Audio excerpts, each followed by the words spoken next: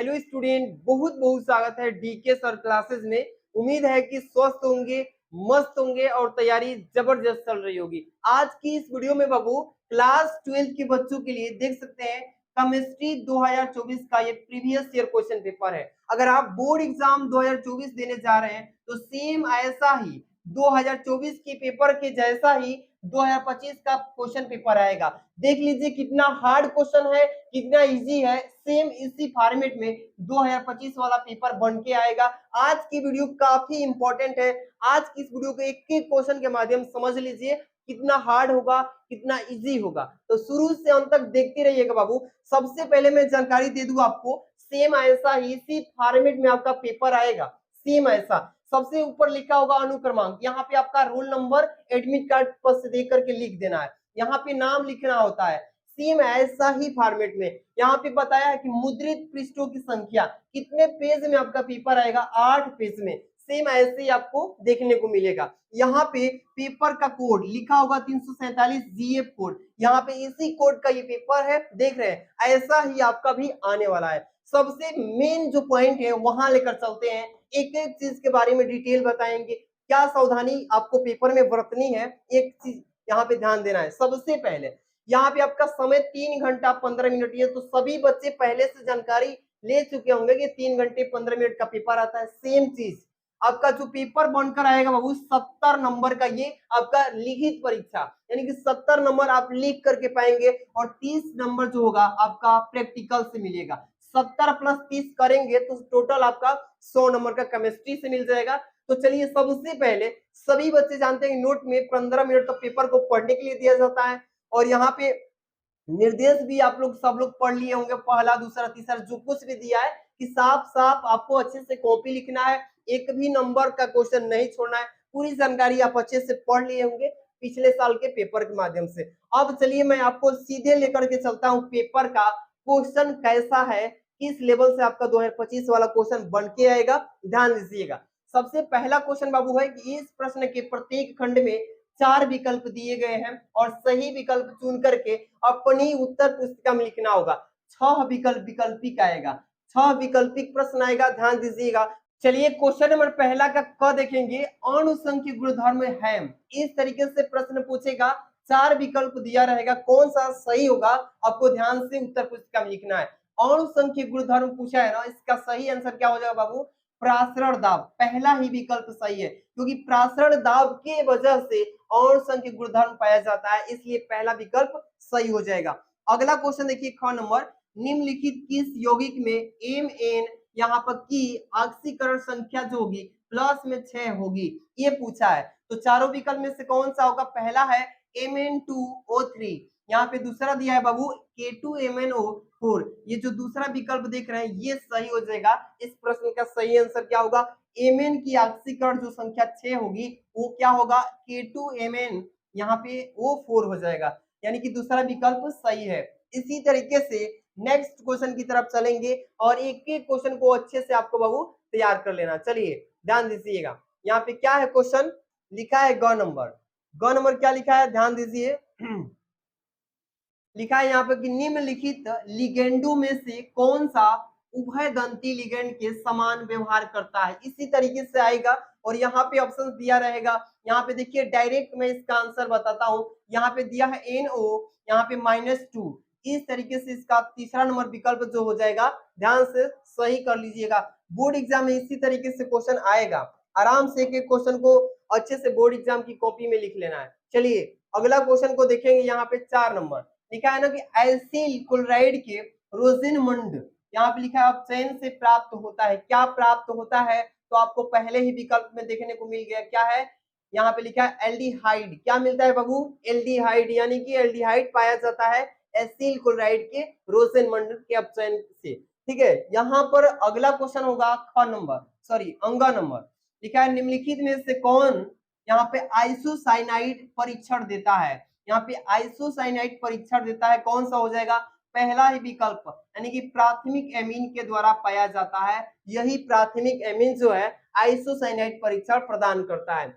आगे क्वेश्चन चलेंगे 6 नंबर। लिखा है ना कि न्यूक्लिक अम्ल में, यानी कि न्यूक्लिक ओटाइड आपस में जुड़े होते हैं। किस रूप में जुड़े होते हैं? यहाँ पे देखिए पेप्टाइड बंधन के द्वारा, फास्फोडाइएस्टर बंधन के द्वारा, यहाँ पे लिखा है ग नंबर ग्लाइकोसाइनाइड बंधन के द्वारा, यहाँ पे 4 नंबर लिखा है हाइड्रोजन बंधन के द्वारा। 4 नंबर विकल्प इज द राइट ऑप्शन। इसी तरीके से 6 विकल्पिक प्रश्न आएगा, 6 नंबर का रहेगा, आराम से कर लीजिएगा। आगे चलते हैं, ध्यान दीजिएगा। अगला जो प्रश्न आएगा बाबू, यहाँ से 2 नंबर से स्टार्ट होगा। अगला जो आपका प्रश्न स्टार्ट होगा 2 नंबर से स्टार्ट होगा, ध्यान दीजिएगा। और यहाँ से जो क्वेश्चन स्टार्ट होगा 2-2 नंबर का प्रत्येक क्वेश्चन रहेगा। आपको यहाँ पे मैं क्वेश्चन का एनालिसिस बता रहा हूँ कि किस टाइप से क्वेश्चन आएगा, कितने नंबर का हार्ड होगा या इजी होगा। ध्यान दीजिए, तो नंबर लिखा है ग्लूकोज यानी कि मोलर द्रव्यमान दिया है 180 ग्राम प्रति मोल के 2.82 ग्राम को 30 ग्राम जल में घोला जाता है, तो इसकी विलयन की मोललता बताना है। क्या बताना है प्यारे बच्चों? विलयन की मोललता। और ये 2 नंबर का पेपर में आएगा, देख रहे हैं ना, इसी टाइप से रहेगा। ख नंबर की क्रोमाइट अयस्क से पोटेशियम डाई क्रोमेट बनाने की विधि का वर्णन कीजिए और डाई क्रोमेट आयन का संरचना सूत्र बताइए। इसी तरीके से आएगा 2-2 नंबर के। यहाँ पे घ नंबर 4 क्वेश्चन रहेंगे, देख रहे हैं ना। यहाँ पे ग नंबर पूछा है उप संयोजन यौगिकों के वर्णन सिद्धांत की व्याख्या कीजिए। और घ नंबर लिखा है कि हेलो एल्केन में द्विअणुक नाभिक रागी प्रतिस्थापन अभिक्रियाओं को SN2 की क्रिया विधि का वर्णन करना। इसी तरीके से आएगा। आपको एक एक क्वेश्चन को समझ के तब तैयारी करना है ताकि बेटर कर सके एग्जाम में। चलिए आगे की तरफ बढ़ते हैं। अगला जो आपके सामने क्वेश्चन आने वाला है, यहाँ से 3 नंबर, ध्यान दीजिएगा बाबू। 3 नंबर क्वेश्चन आपके सामने है, यहाँ पर है।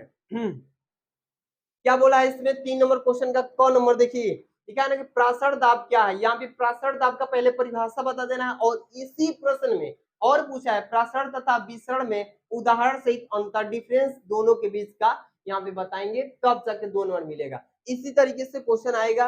देखिए ख नंबर लिखा है फिनाल की अम्लीय प्रकृति क्या होती है, इसको समझाइए।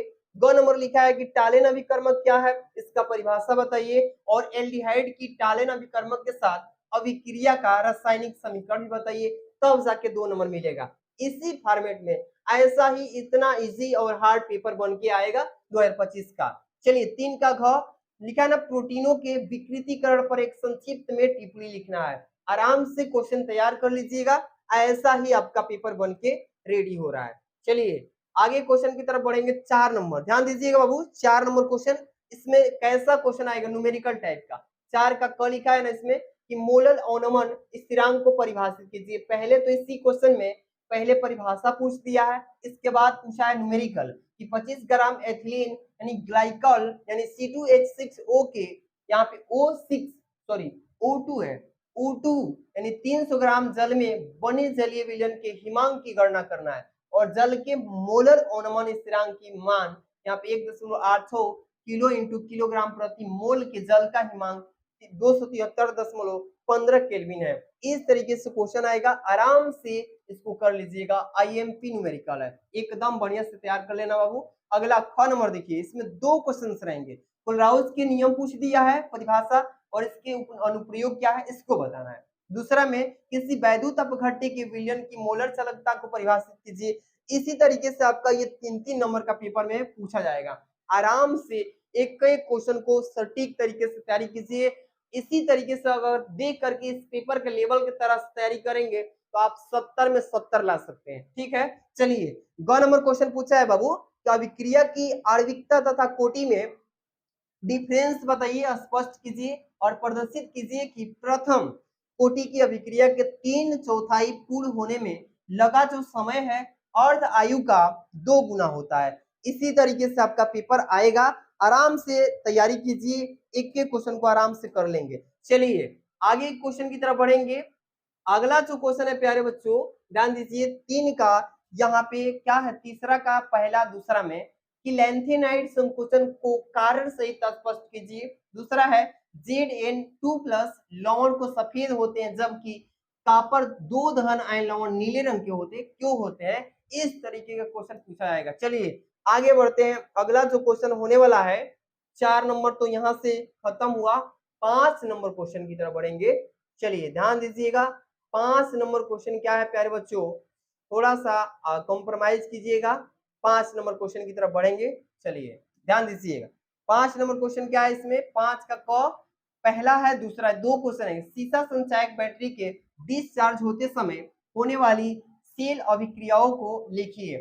जो हम लोग सीसा संचायक सेल घर पे यूज करते हैं, वो डिस्चार्ज हो जाती है, खत्म हो जाता है उसका चार्ज, तो उसी समय सेल अभिक्रिया को लिखना है कैसे होता है। यहाँ पे दूसरा निम्नलिखित सेल के विद्युत वाहक बल ईएमएफ की गणना करना है। ये क्वेश्चन जो आप देख रहे हैं न्यूमेरिकल, काफी मोस्ट इंपॉर्टेंट, आज ये टिक कर लीजिए, वेरी आईएमपी है, ये हर एक साल पेपर में पूछता है, वेरी आईएमपी ये न्यूमेरिकल है, स्क्रीनशॉट ले लीजिए। इसका ईएमएफ निकालना है विद्युत वाहक बल, आराम से इसको नोट कर लीजिए, तैयारी कर लेना है इसको, ठीक है। चलिए यहाँ पे क्वेश्चन नंबर ख दिया है कि किसी अभिक्रिया के वेग पर उत्प्रेरक का क्या इफेक्ट पड़ता है, और एक प्रथम कोटि की अभिक्रिया जो है 50 मिनट में 40% पूर्ण होती है, तो अभिक्रिया के 80% पूर्ण होने में लगने वाले समय की गणना कीजिए। और दिया है इसमें कि log 2 इक्वल टू यहाँ पे 0.3010 तथा यहाँ पे log 6 का मान दिया है 0.7782। आराम से मान को रख करके सॉल्व कर लेना है, 3 नंबर का आएगा। चलिए अगला क्वेश्चन है ग नंबर, थोड़ा सा ध्यान देना है बाबू। अगला ग नंबर में दो क्वेश्चन रहेंगे, पहला दूसरा। पहला है कि उप संयोजन यौगिकों में आयनन समावयता तथा सह संयोजन समावयता को क्या किसी उदाहरण के साथ समझाइए। इसी तरीके से पेपर में आने वाला है। आगे का क्वेश्चन दिया है बाबू 2 नंबर की, निम्नलिखित उप संयोजन यौगिकों के IUPAC नामकरण कीजिए। यहाँ पे दो दिया है अ और ब, इसका IUPAC नाम लिखना है, जैसे COCl2 इसके बाद En ट्वाइस और Cl, इसका IUPAC नामकरण लिख दीजिए। दूसरा है Fi4 Fi CN6 और थ्राइस, इसका भी नाम। ये दो दिया है, आराम से एक एक नंबर करेंगे, 2 नंबर मिल जाएगा, आराम से कर लीजिएगा, ठीक। चलिए आगे क्वेश्चन की तरफ बढ़ेंगे, घ नंबर पे एक एक क्वेश्चन थोड़ा समझ लीजिए। देखिए 4 का पहला दूसरा, कार्बोहाइड्रेट क्या होता है इसका परिभाषा बता दीजिए, ग्लूकोज तथा फ्रक्टोज के बीच में डिफरेंस बता दीजिए, इस तरीके से क्वेश्चन आएगा। दूसरा है कि विटामिन ए तथा विटामिन सी के मुख्य स्रोत तथा इनकी कमी से होने वाले जो रोग है, डिजीज है, उसको आप लिखिए, इस तरीके से पेपर में आएगा। चलिए आगे बढ़ते हैं बाबू। अगला जो क्वेश्चन आपका होने वाला है, थोड़ा सा ध्यान दीजिएगा। अगला क्वेश्चन आपका यहां से आ रहा है 6 नंबर, देखिए ध्यान से। क्वेश्चन नंबर 6 क्या बोला है इसमें, क नंबर लिखा है ना कि निम्नलिखित, क्या लिखा है कि निम्नलिखित अभिक्रियाओं के लिए रासायनिक समीकरण देना है। इस तरीके से 1 2 3 4 5 रहेगा, 5 रासायनिक क्रिया करेंगे, आराम से 5 नंबर मिल जाएगा। देख रहे हैं ना, स्क्रीनशॉट भी ले सकते हैं आप, आराम से इसको पढ़ने की जरूरत नहीं है, आराम से स्क्रीनशॉट ले लीजिए। अगर ये नहीं कर पाते हैं तो अथवा में क्वेश्चन दिया रहेगा, इसको कर सकते हैं। चलिए दिखा देते हैं कि अथवा में भाई कैसा क्वेश्चन दिया रहता है। लिखा है ना इसमें, पहला दूसरा कि क्लोरोबेंजीन का उदाहरण देते हुए समझाइए कि इलेक्ट्रॉनिक रागी यानी एरोमेटिक प्रतिस्थापन विक्रियाओं में क्लोरीन आर्थो तथा पैरो निर्देशक क्या होता है, पैरा निर्देशक, इसको कर लीजिए। दूसरा भी दिया है फ्रियान तथा डीडीटी के उपयोगों तथा पर्यावरण पर इसके प्रभाव का एक संक्षिप्त में टिप्पणी लिखिए। आराम से दोनों में से किसी एक को कर लीजिए, क्योंकि 5 नंबर का क्वेश्चन पेपर में आता है, कर लीजिएगा। अगला क्वेश्चन आपके सामने आ रहा है बाबू, ध्यान दीजिएगा। यहाँ पे ख नंबर लिखा है ना, क्या लिखा है ख नंबर, इसमें भी 3 क्वेश्चन रहेंगे, स्क्रीनशॉट लगा लीजिए, आराम से इसको कर लीजिएगा, इसको कर लीजिए, या अथवा में भी क्वेश्चन दिया है, इसको कर सकते हैं, क्योंकि 5 नंबर का ऊपर वाला कर लीजिए या नीचे वाला, 5 ही नंबर मिलेगा, किसी एक को करना है। चलिए आगे बढ़ते हैं। अगला जो क्वेश्चन है आपके सामने, आखिरी, इस पेपर का आखिरी क्वेश्चन है, ये 7 नंबर, 7 ही क्वेश्चन आएगा बाबू आपकी केमिस्ट्री में, ध्यान रखिएगा। और ये 5 नंबर का आता है 7वां क्वेश्चन, 7 में क मिलेगा कि क्या होता है जब केवल रासायनिक समीकरण बताइए। 5 नंबर का 5 क्वेश्चन, 1 2 3 4 5, एक एक नंबर का प्रत्येक क्वेश्चन